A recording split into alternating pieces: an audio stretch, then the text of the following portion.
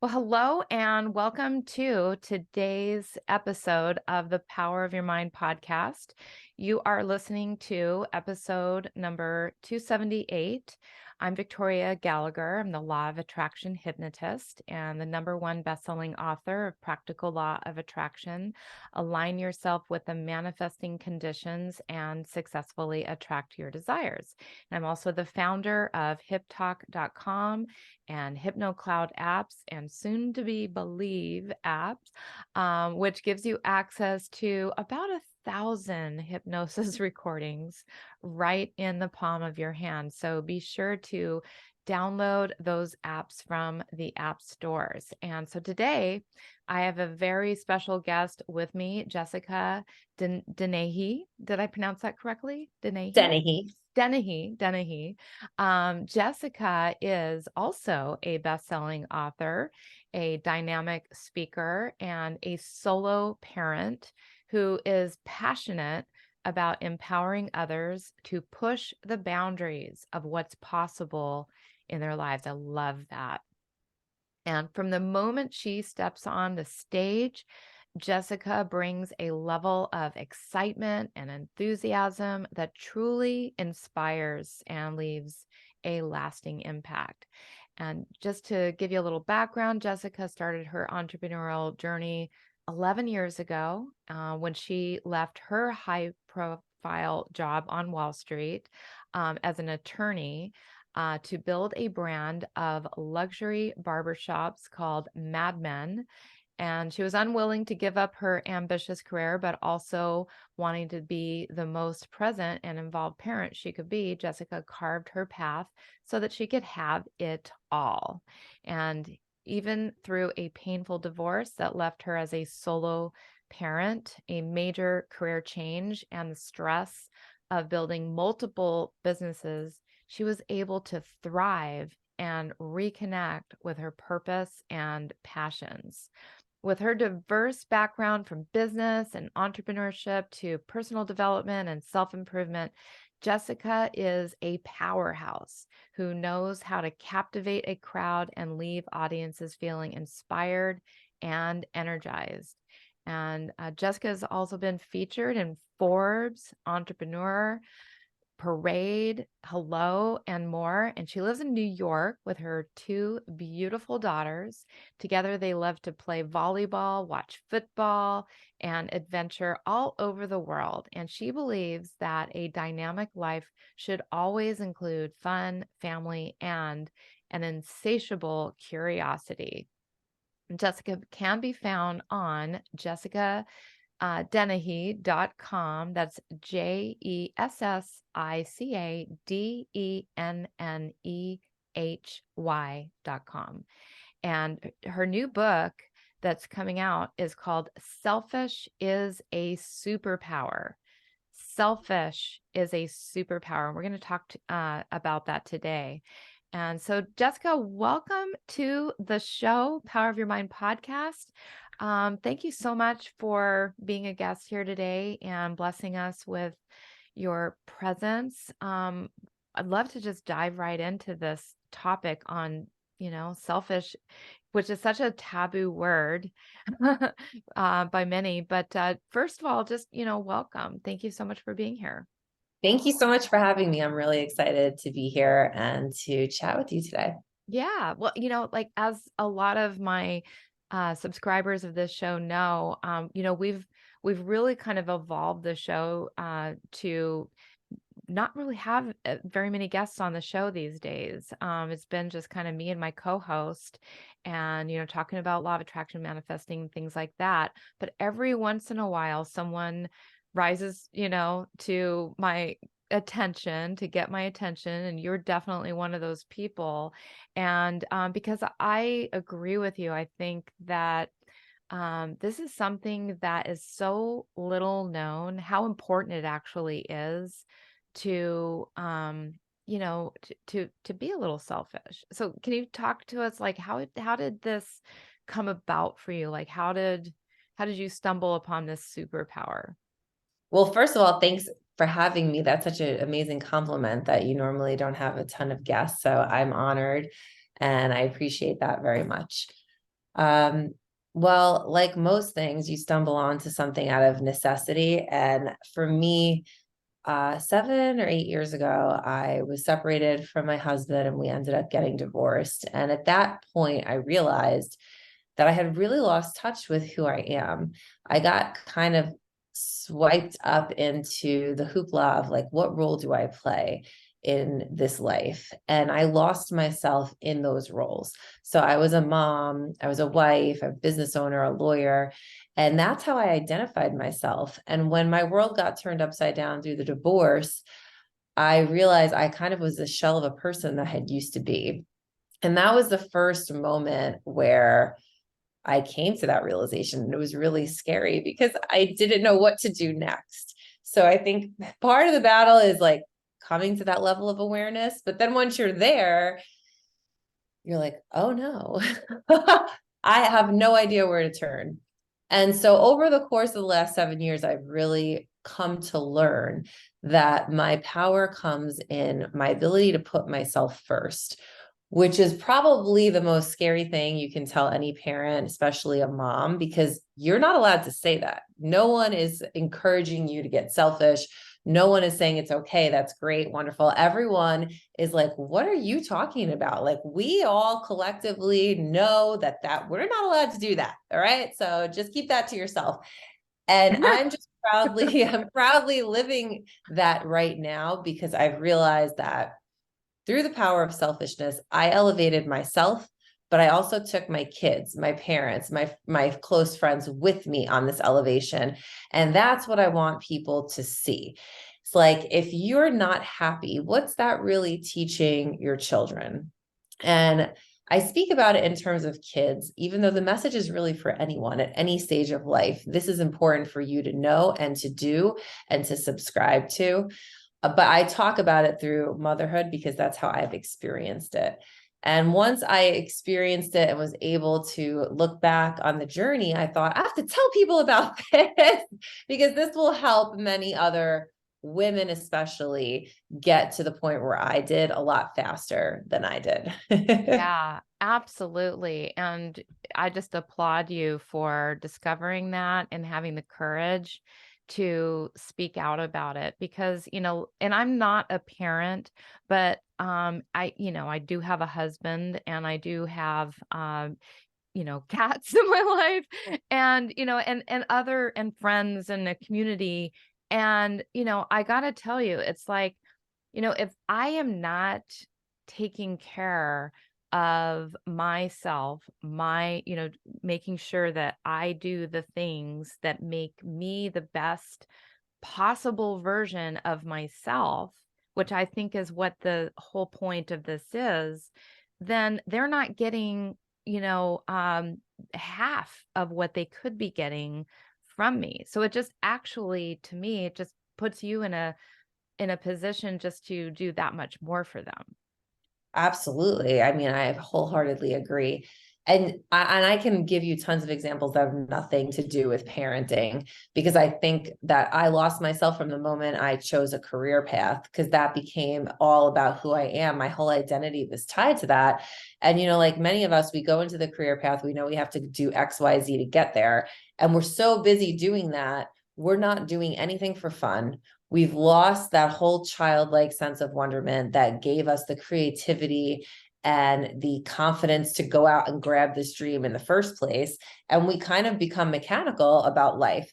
And no one wants to be around someone who's mechanical, right? That's boring. So even if you're starting a brand, you need to put enthusiasm into it. You need to put personality into the brand, or it's not going to stand out. If you're in a career, you got to bring your enthusiasm and personality to the career too, to your marriage, it's not just about parenting. It's just that was the most stark example in my life because I was so dedicated to being a mom. I lost my passion for my career. I lost my passion in my marriage. And I just became a one trick pony, right? Like this was my existence. And what I learned is when I was putting them first, before my career, before my husband, before myself, I was there a lot, but I was a zombie. Like because I wasn't happy and I wasn't enjoying my life on many different levels, I might have been around often, but I wasn't present. I wasn't teaching them how to live a dynamic life because I was just thinking, and many of us do this. We think if we give everything to everyone, there's that martyr syndrome where like we're so great and selfless, but what we're really doing is just being miserable every day or blah. So what I like to say is I went from blah to blissful. And when my family saw me at my happiest because I was challenging myself and doing something that I loved, they kind of pushed themselves to find that happiness in their own little lives. Mm-hmm. And I think that's what you're getting at is like, if you come to the table, you come home to your spouse, or you come to your desk when you're writing or doing your work and you're elated, that energy gets threaded into everything you do and everyone you touch. When Right. you come to those same tables and experiences as blah, you're putting out this like low vibe that no one's really going to be impacted by you. And if you're not creating impact every day, what exactly are we doing? Right. So I learned that through the power of selfishness. And that's why I think it's a superpower if we can use it correctly. Absolutely. Oh, I love this. So when when you were just kind of going through the motions and you sort of like realized maybe you weren't being present. I mean, what was the the moment that like told you that something needs to change? Hmm. It's hard to pinpoint an exact moment because I was going through so much. Basically, my husband left and I was stripped of that role. And because I was so depressed, I also couldn't really parent very well. So now these two major things in my life that I identified as, I didn't have them anymore, in the same way that I did before. And I also had just recently left my lawyer job to grow my business. So the three major things I identified as kind of fell apart. And I was left with, who I was before, which I couldn't recognize any of it. And I saw myself like I almost like floated outside my body and saw myself like this crying mess disaster crumpled up on the floor. And I thought, this can't go on. Something has to give. But Yeah. like, what do you do? I didn't really know where to start. So instinctively, I said, well, who was I all these years before I was a lawyer or a spouse or a mom? And why, I don't know. The first thing that popped into my head was like, you used to love to play volleyball. And so it was April and the weather was getting nicer. And my friends invited me to join an outdoor volleyball team. And so I did. And that was kind of the beginning of the transformation. And it took place over several years. But that was like the first moment I could really remember being like, oh, I used to like this, and kind of like that muscle memory came back where you're like doing something you used to do and it's bringing back that emotion it used to bring. And I finally felt alive again. Yeah. And it gave me the courage to keep moving forward and try to find more things that made me feel like that.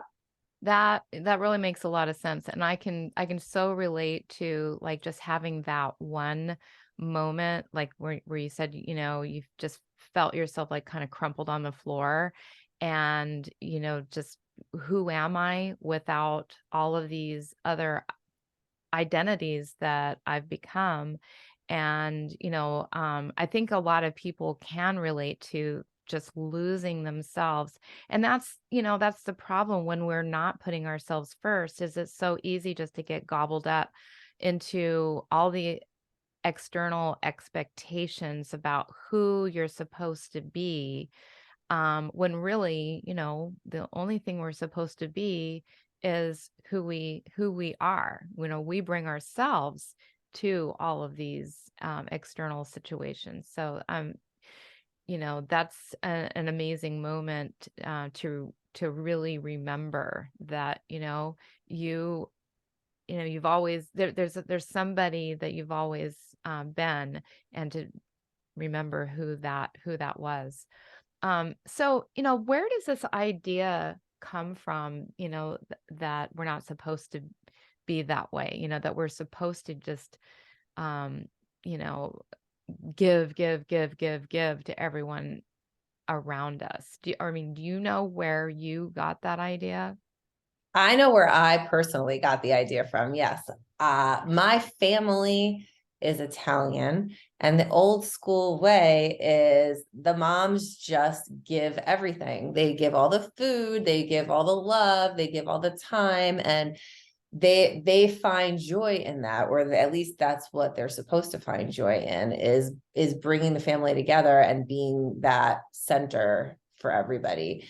And my mom did that, but I didn't see a lot of joy. Mhm. And I remember, I remember thinking to myself, she doesn't seem that happy about this, but she's not doing anything about it. So I remember thinking I didn't want to do that, yet here I was doing that exact thing. And what I talk about in my book is the reason that I finally realized I have to get selfish is because when I wasn't, I was teaching my kids through my actions that being blah is okay. It's okay to be blah. It's okay to be sad. It's okay to just live this life that doesn't quite make you happy, but like whatever, that's what life is. And that's what moms do. And inadvertently, that's what I was teaching, because that's what my mom inadvertently taught me. She didn't mean to do that. Of course, that's never anyone's intention. We say the things that come out of our mouth are find yourself, find your purpose, live your dreams, go for your goals. But kids don't listen, right? They mimic what you do rather than look at what you say. Mhm. So I came to that realization because I remember thinking like, I don't want to do that. But then here I was doing it because that's what I learned through behavior. And so I said, that's it. I'm breaking the cycle right here and right now. And I'm going to live the life I preach, because that will help give them the courage to go out and do that for themselves. So I know for sure that I learned it through that. And that's a cultural thing with a lot of European families, is like, you put everybody else before yourself. So I'm not sure if that's the same in other cultures, but I know that was ours. Well, and what you made me think of, and I really actually want to be real honest about this, this, people's being compelled to give, give, give. Um, you know, I have experienced when a lot of people are, and maybe even myself included, overly giving, without receiving anything, from yourself or others in return, that it actually causes a lot of resentment. Yes. Absolutely. Well, that's the thing. I purposely made the title of this book something that would grab your attention, because you're not supposed to want to be selfish. But if you look at it like a tool, then it becomes a really positive thing in your toolbox. So just as we could get very overly empathetic, very overly giving, and then we have formed the resentment that you're speaking about, of course you can go the opposite way and be too selfish, right? the Mhm. the way that we unite these two things is they're both beautiful when used correctly. You don't want to not ever give, right? Because we don't want to give just so that we receive. We want to give because that's what makes us happy, and that's where our heart is, and it's genuine, and it's coming from a place of this is what we want to do, not an expectation of receiving something in return. And we have to use selfishness the same way. If we put our heart and soul into making us happy, there's no way that we can't make other people happy, right? It's not that we're putting ourselves first no matter what. It's that we are also putting ourselves first. We are also feeding ourselves. And that's the beautiful thing about it, because there's no resentment when it's because that's what you honestly, genuinely feel. You feel happy and you do it. You feel happy, so you give. It's all one and the same. And your happiness is now revolving around you and isn't coming from anything external. And I think that's the most important part of the selfless, selfish dynamic, is that you're learning to create happiness for you instead of allowing the things you do for other people to create the happiness. Absolutely. I think it's like a yin and a yang, you know? I mean, you give to yourself. And when you give to yourself and you elevate yourself, you have I think you just it's natural. Like it's just our human nature to to need to give. We need to give. But we also need to receive. And so we need both to be complete and whole and authentic and genuine. And so I do think I agree with you. It's like it's a delicate dance between, giving to yourself and giving to others. And the more you give to yourself, the more whole and abundant you are, the more you have to give. It just Yeah. elevates that energy and that feeling compelled to give.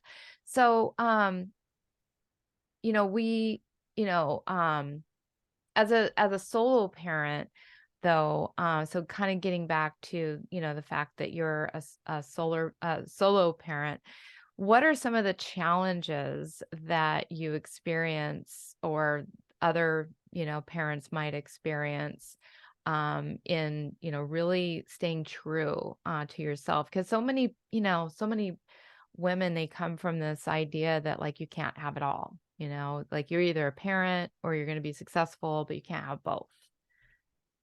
Yeah, I'm like on a mission to change people's perspectives on that because I was one of those people. Like I really believe that that's it. I'm just gonna have to choose. Like when I was younger and I wanted to be a lawyer, I was like, well, I guess I'm not having kids, right? Because that's not going to be coinciding with law.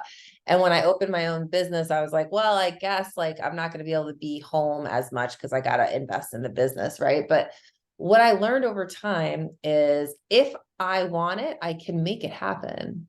It's just a matter of thinking creatively. And that's why it's so important to get back to the root of who you are, because you can't be creative if you're not having fun in life. If you're miserable, you're just going to be in your logic all the time, like, got to make the donuts, got to make the money, got to do the things, right? You're not going to be like a little bit enthusiastic and creative. So, like, I find every single day I try to do something fun for myself. And some days that's like 5 minutes of like walking outside, looking up at the sun, just like, soaking it in. And some days it's like, I'm going to cancel everything and go to the beach. Yesterday, it was me and my daughters going to get ice cream at the boardwalk, skipping down, singing Taylor Swift while eating ice cream, right? Like something that's just like, I'm free and I'm young again and anything's a possibility. You need that in your life in order to get creative and to elevate your business, your personal life, etc. And as a solo parent, I think it was actually a little easier for me than maybe someone who's married without kids, because then you kind of have this relationship with your spouse where you're like, yeah, we're supposed to elevate each other and make each other happy, right? Like that's threaded into us. When I was stripped of that relationship, I knew my kids can't be responsible for my happiness. So guess what? I guess I'm just going to be responsible for my own happiness because there's no one else to lean on. So even though that was hard, I think in some ways it was easier because it forced me to be more responsible for my own happiness without having anyone to blame or like lean on for that. Um, and I had to really carve out the time, maybe more than someone else had to, because I don't have a nanny by design.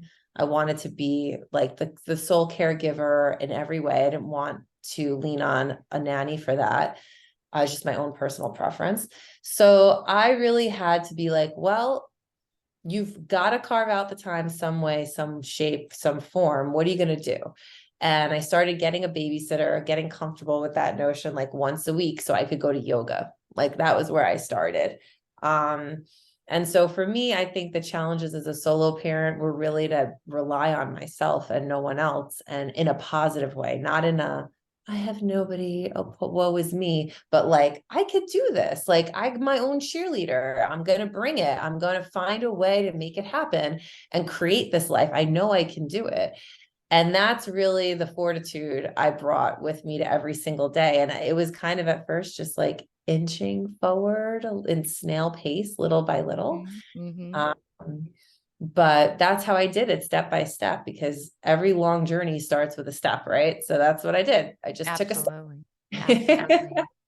So for those who maybe what kind of advice would you give to somebody who is not sure if they're like overly if they need to follow the this guidance. So how would a person identify as somebody who needs to maybe be a little bit more selfish? What are some of the characteristics or patterns that they may have?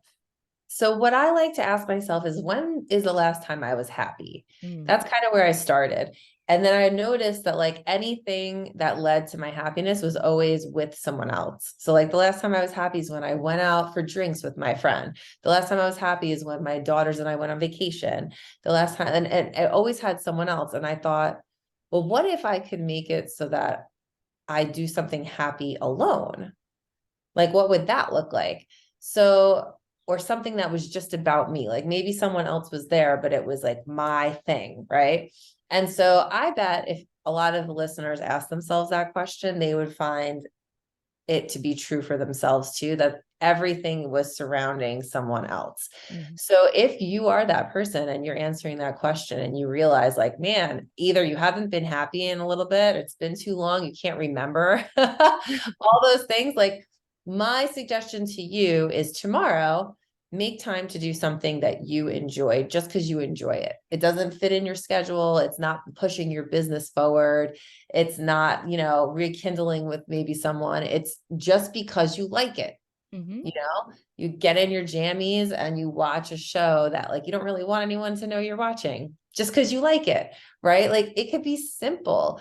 And I think that's where you start, because most of us most of us are just going through the motions, getting everyone where they need to be, keeping all the balls in the air. It's not really about you. So start taking some time to like put the spotlight on you and focus on yourself. And some easy ways to do that are to wake up one time. If you're not an early riser, don't panic. But like one day, set your alarm to wake up before your house, before your husband, before your kids, before your dog. Maybe if you live alone, before the rest of the world wakes up, and just sit with your coffee or whatever outside and just be. Like just give yourself that time to stay still while no one needs you. It's addicting. I tell you, like, I can't live without that now. Like, I can't live without that quiet time to myself. It just gives me some time to like get my act together, get my head together. It's just, I don't wake up out of bed being needed right away. And I think those small tweaks that can really help people. Absolutely. That to me, that's one of my requirements is I get up at 5, my husband gets up about 6:30. And and even during the time that he's awake, I'm still doing, in my own zone, doing my own thing, having my coffee, doing my meditation, spending time cuddling with my cat. Yeah. Just like that. I can't even imagine life without that time. And yet I hear so many people that struggle to find even 5 minutes to themselves. And, it's not like you say, it's not about finding the time. It's like, make that time, take that time. You deserve that time. And you will find that, that really does set you up to like when you are full, and your cup is when your cup is full and it's overflowing with energy and time and things that you've done for yourself, you can just be so much more available, uh, you know, to help inspire, and give and motivate and be there in the best possible way for other people. So it's like, it's almost selfish to not be selfish.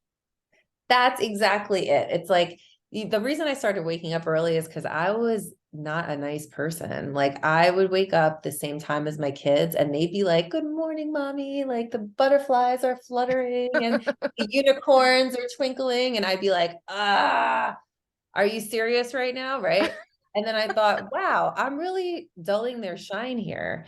why am I such a grouch? Maybe I should wake up a half hour before them. So I woke up a half hour before them, had coffee. I started noticing like they'd be like awake and I'd be like, oh, hey, good morning, girls. Morning's here. Yay. And they're like, who is this person that you used to be so grouchy and now you're so smiley? So it started little by little. And then I just got so addicted to the feeling of happiness. I kept waking up earlier and earlier and earlier. And maybe that's not your thing, but you can do it at night too. Like you said, you make the time when it, make it so that it works for your life and start prioritizing you. Another way to do that is stop spending time with people you don't really like. Cause I know some of y'all are doing that. You're making coffee plans and dinner plans just because that's what you always did, but they're not lighting you up. You can take that time and invest it in yourself, into doing the one thing a day that makes you happy that I said before. That was my suggestion. It's got to come from something. You've got to take it from someone or something and give it to you and make that selfish move. And then the people that you actually do like spending time with, you're going to be a different version of you for them. And that's where, the selflessness comes into play. Like by doing that thing for you, you now have made someone else's life a little bit easier or better. Probably someone that you live with. Absolutely. Well, this is really great advice. And I think so many people could, use, and even it, is starting with a extra 15 minutes of selfishness a day, and then work yourself, into it. So I want to ask you a little bit about, so you've written this book, Selfish is a Superpower, which we're clearly understanding that it is. So tell our listeners why they need to read this book. What are they going to, what are they going to learn about themselves, by reading this book? Well, first off, Show let us me a show it to copy. you. So I just got a copy in my Ah, hands this week. beautiful. Excited. I take you in this book through different portions of my life and how I was able to utilize selfishness as a superpower and a tool. And in the book, you'll read about different parts of the life that each different variety of people can relate to. It's not just about parenting, but about other parts where I utilize this also. And I give you step-by-step instructions on how I came to learn more about this tool, utilize it in different ways so that you can then use it for your life. And what I like about the way that I wrote it is I wanted to keep it really accessible to everybody. So I didn't use my big lawyer words or anything like that. Like I just wrote it like I'm talking to you right now. So it's really easy. Anyone can pick it up and start to utilize this like day one, as soon as they read the first chapter. So I think it's going to be really impactful for the people that need to hear it. Yeah. And describe like a before and after of, somebody who, would be inclined to read your book. What is their life like before? And then what is the transformation that you're hoping that they will have as a result of reading this book? If you take the time to actually put this into action and make time for yourself each and every day, what is going to happen is you are going to wake up every day brighter, and it's just going to keep elevating a little bit brighter every single day. And soon thereafter, you will notice that the people's whose lives you touch each and every day, whether that's your spouse, your friends, your family, or your kids, they're going to start to mimic the happiness that you're exuding. They're going to find ways to do that for themselves. And so I would say in the first 6 months after reading this book, you're going to notice a lot of changes right away.